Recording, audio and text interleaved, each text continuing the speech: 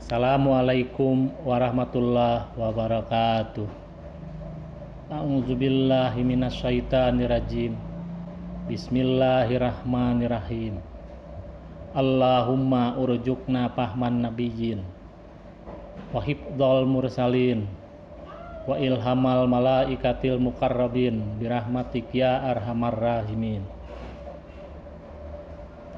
Ya Allah, kurniakanlah kami kekuatan daya pikir seperti daya pikir para nabi, daya ingat seperti daya ingat para rasul, yaitu ketangkasan berpikir dan bergerak seperti dimensi malaikat yang terus mengikat diri dengan ilmu Allah menurut rancangan dan kepastian Anda, wahai Sang Maha Pembina kehidupan saling kasih sayang. Berjumpa kembali dengan channel Pandai Tirakat. Pada kesempatan ini kita mengurai Quran surat 75 ayat 10 dan 11 yang merupakan ayat tirakat pada Tukardin 293. Mari kita sama-sama mengurai ayat ini yang dimulai dari menentukan dulu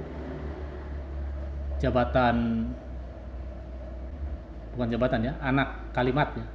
Menentukan dulu anak kalimat yang pada dua ayat ini terdiri dari Yaqulul insanu yauma idzin aina mapar kalla la wazar. Maka ini terdiri dari satu anak kalimat ya. Yaqulul insan, kemudian yauma idzin, ini satu kalimat ya. Yauma idzin satu kalimat, kemudian ainal mapar, ini satu kalimat, kemudian kala la wajara, ini satu kalimat ya.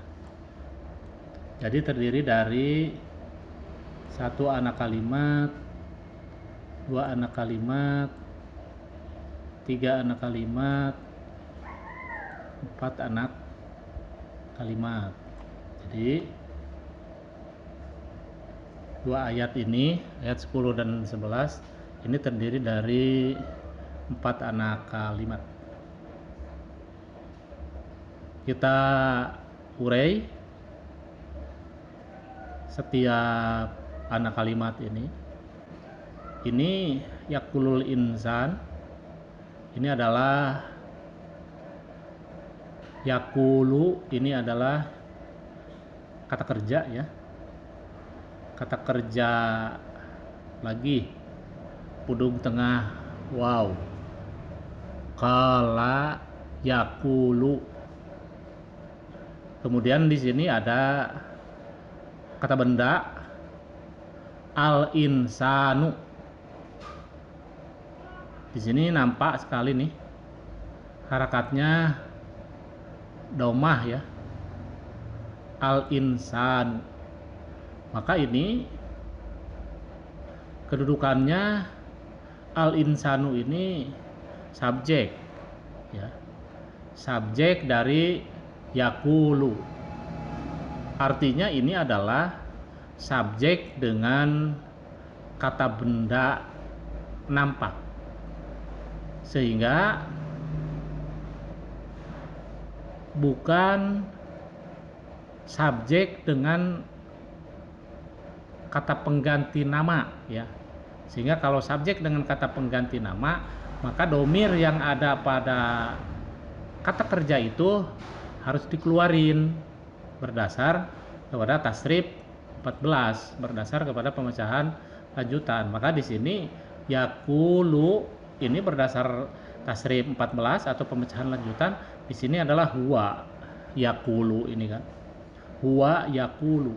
Tapi di sini karena ini subjeknya adalah kata benda nampak, dengan ciri setelah kata kerja itu ada kata benda yang harakatnya doma, yaitu al-insanu, ini harakatnya doma, maka ini adalah posisinya berada di sini menurut redaksi dalam bahasa Indonesia, yaitu dalam menentukan susunan mana pokok kalimat, mana keterangan kalimat. Jadi al-insanu ini kedudukannya subjek,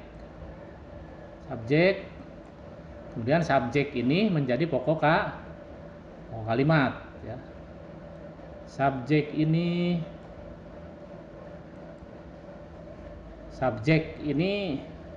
sama dengan pokok kalimat ya. Kemudian yakulu ini adalah ya, kata kerja lambangnya, maka kedudukannya ini adalah K kecil, artinya ini adalah keterangan kerja. Jadi al-insanu yang ini adalah pindahan dari sini, pindah posisi. Karena seperti tadi disampaikan, hanya untuk kepentingan redaksi. Pokok kalimat itu harus di depan, keterangan kalimat itu adalah selanjutnya.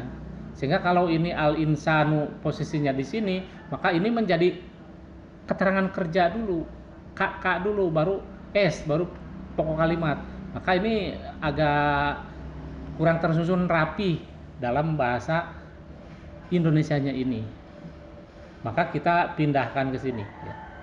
Jadi al-insanu ini yang di depan adalah pindahan dari yakulul insanu, pindah dari sini.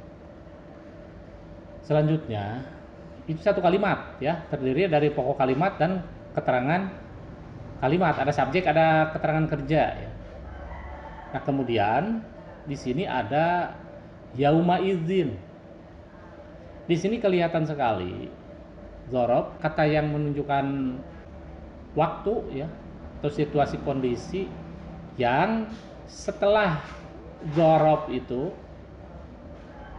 selalu nyambung dengan kalimat, seperti pada uraian tirakat pada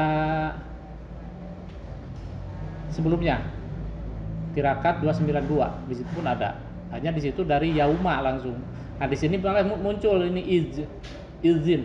Maka cirinya di sini, kalau itu adalah ada satu kalimat, ada kalimat selanjutnya yang mahdhuf, yang tidak dimunculkan, maka ini harakatnya tanwin ya, izin, yauma izin. Nah, apabila dimunculkan, maka sama, apabila dimunculkan kalimatnya itu adalah takumusaah ya, takumusaah, yang mana kalau dimunculkan maka menjadi yauma iza takumusaah. Jadi izin berubah menjadi iza, ketika muncul kalimat setelah iza tersebut, setelah huruf dzaraf tersebut ya.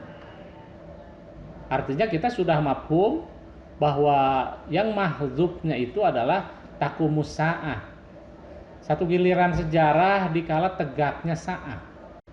Nah, maka uraiannya ini yauma izin ini satu kalimat ya, yaitu kalimatnya adalah taqumus saah. As-saah ini adalah kedudukannya subjek, takumu as-saatu ya, takumu as-saatu. As-saah ini adalah subjek, menjadi pokok kalimat. Hanya di sini nggak dirubah karena udah aja posisinya cuma segini. Kemudian takumu ini keterangan kerja, kedudukannya keterangan kalimat. Maka yauma idza taqumu saah ini adalah kedudukannya keterangan waktu. Artinya yauma idza taqumu saah yaqulul insan, manusia akan ngomong akan berkata pada satu giliran tegaknya sa'ah, maka nanti akan ada isi omongannya, akan ada kata-katanya, yaitu kata-katanya itu adalah pada kalimat ketiga, yaitu ainal mafar. Ainal mafar.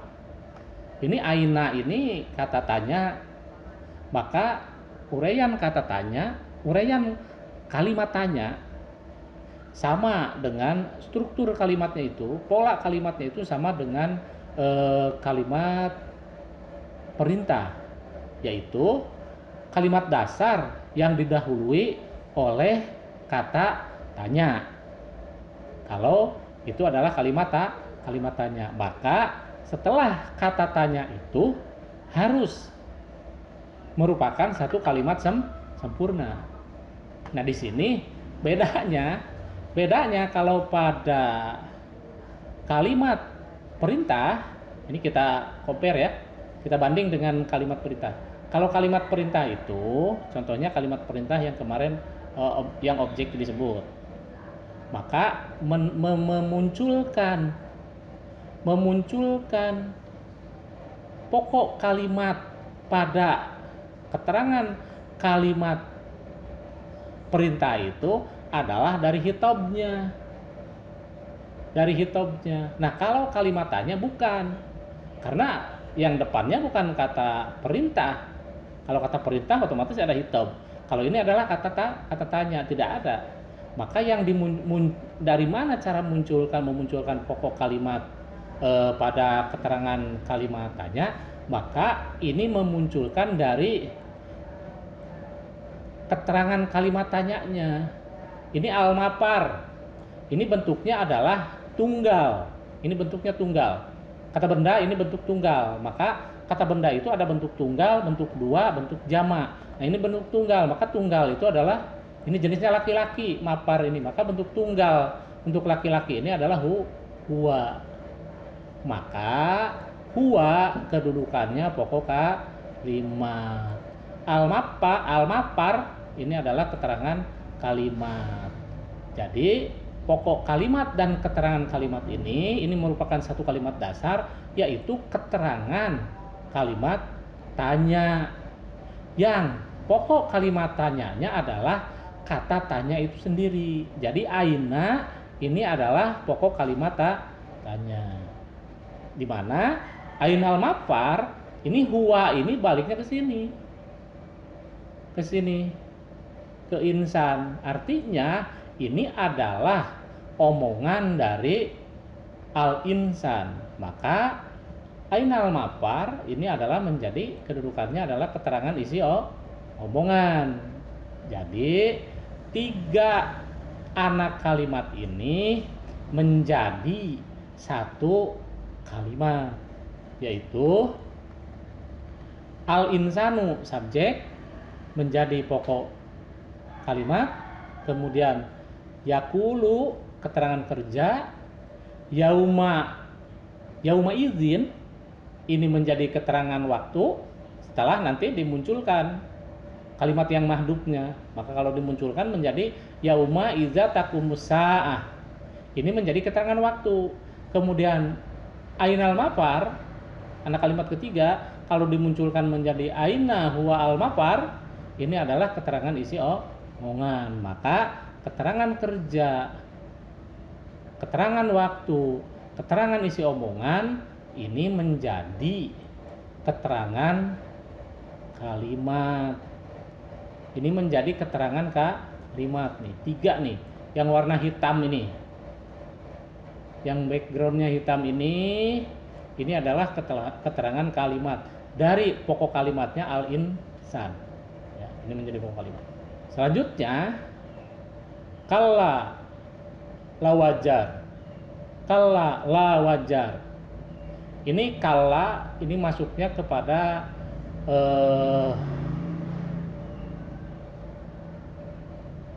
kata minta perhatian, ya. Kata minta perhatian. Ini kata minta perhatian. Selanjutnya la ini adalah apa namanya, la ini sama atau ahwat dari inna, yaitu mempatahkan pokok, mendomahkan keterangan. Nah, jadi la ini fungsinya sama dengan inna atau ahwat inna, maka ini kelihatan nih wajara. Wajara ini harakat patah ya. Wajara ini harakat patah. Ini lambangnya B ya, kata dasar nih. Ini bukan kata kerja telah nih. Walaupun dilihat kasat mata ini satu pola atau cocok masuk polanya kepada fa'ala, tetapi ini bukan, karena pola pun ada, pola kata dasar pun polanya ada fa'lan, fi'lan, fa'alan, ada fa'alan. Ini polanya fa'alan. Kenapa di sini tidak tanwin tanpa alif lam? Justru ini fungsi dari la. Salah satu fungsi dari la ini membikin isimnya itu, isim la itu atau pokok kalimat la itu walaupun nakirah tetapi tidak tanwin. Ya. Tidak tanwin, banyak ya. Contoh misalkan la ilma lana. Asalnya la ilman, itu kata dasar ilma itu, tapi tidak tanwin.